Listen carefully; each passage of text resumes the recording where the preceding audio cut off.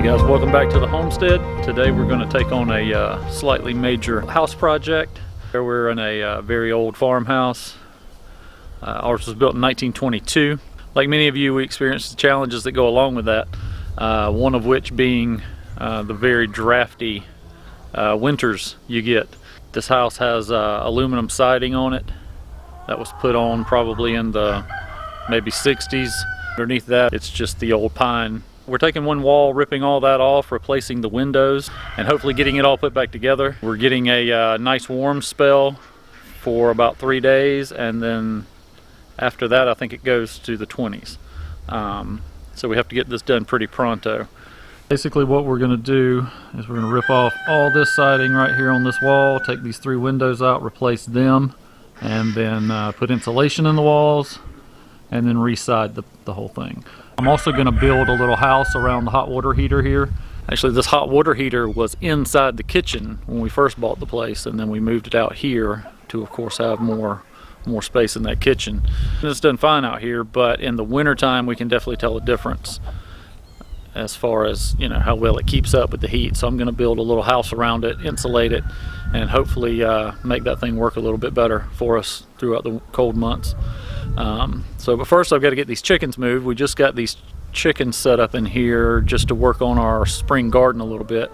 So I'm going to move them, get the fence pulled back a little bit, and then we've got a few things, prep work, like getting these shutters off.